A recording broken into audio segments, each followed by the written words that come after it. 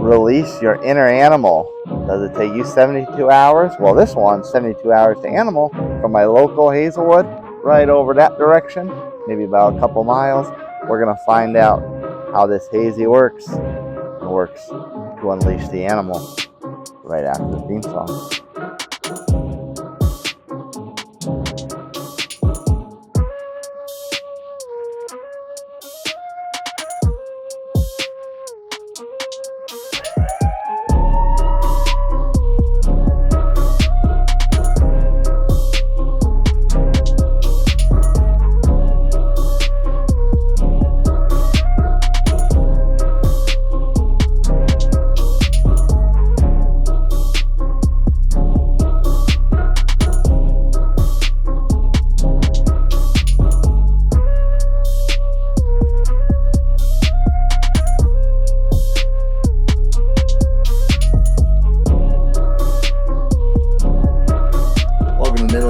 As per usual, with your host, Nutmeg 2 Palmetto, keeping the local reviews going. This one, as local as it gets, it's right over there by 2 miles directly, but more like 3.5 miles because you have to go all the way out and around. If they would just put a road going from my neighborhood to the other neighborhood, I could really walk to Hazelwood and not have to go on any main roads. It'd be awesome. Anyway, Hazelwood is that close. This is 72 hours to animal. This is one of their newer hazies they just put out. Matt really has a strong hazy game going over there at Hazelwood. What's on the can? Triple dry hopped with Citra Cryo, New Zealand Motueka, CGX. I am not 100% sure what CGX is and how it differentiates from just regular Motueka. 72 hours is an IPA. It is a pretty hearty 7.2%. It is not listed as double IPA. What else we got? Riverbend malt, CGX. So CGX must be another supplier. They must be a hop supplier or something. The artwork is pretty sick. I mean, it's got, of course, the name there, 72 hours to animal. And then it's a skull with the flesh ripping off of it and into the animal skull. So it's a pretty sick looking can. Black with white text, very striking, bold. The fact that it's triple dry hopped, I didn't actually realize that. I've had this in the tap room. I've been holding it a little while. This was canned at the end of April. I bought this 4-pack right as soon as it was done, and I was holding it to do a review on. So it's get a little bit, but it's not too far past it. It's not too far past that 6-week range. It's only about 8 weeks, so that's okay. I can deal with that. An Untapped, triple dry hop brewed with Riverbend wheat, oats, and barley. Not a ton of check-ins, so I don't know if maybe this was a one-off. They're not gonna do it again. I hope not, because I've had it before. It's really good.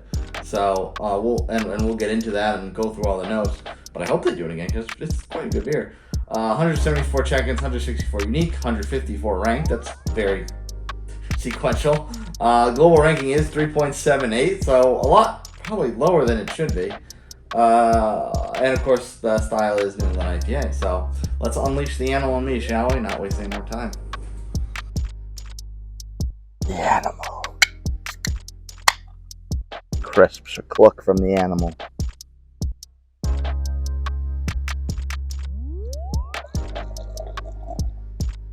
Dribble down the can.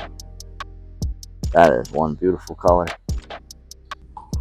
Top that off. Get some kind of an upside down snowfall action going on. As Beer for Breakfast says, and now we burp the baby. As Rajopolis says. I'm all about borrowing all my YouTubers' patented lines. So color-wise, you can see that's pretty bright, dense orange. It's on the lighter side. The light, and I'm gonna hold this back as far as I can so I get a true kind of color scheme. It's kind of a little more dense up here, and it thins out towards the bottom. There's a lot more light getting through around the bottom of the glass.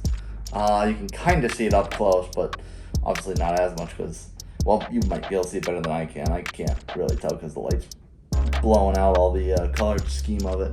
But if I hold it back, you could it's definitely more darker up here than it is along the bottom. The lights definitely catches around the edges.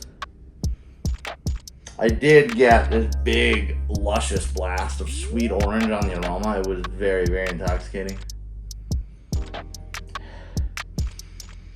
It's a little more subtle in the glass. It does have a bit of a what's the word I want to use? It does have a bit of a very small, soft, piney note, but it's mostly that sweet orange.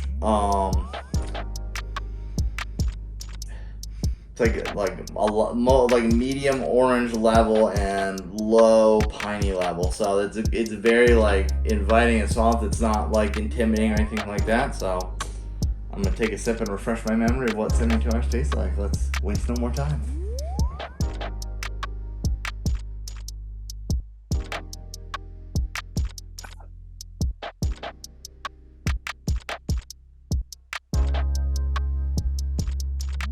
All right, it's still pretty fresh, but definitely had a slight adjustment over an extra couple weeks.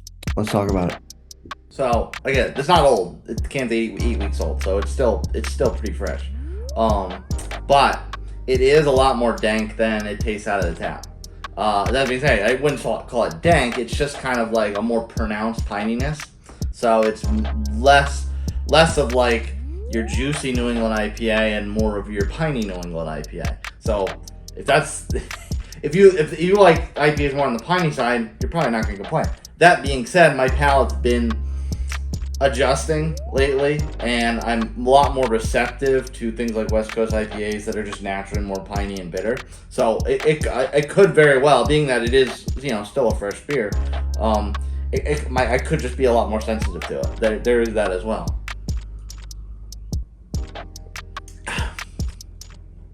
It definitely has a little bit of that grapefruit sting.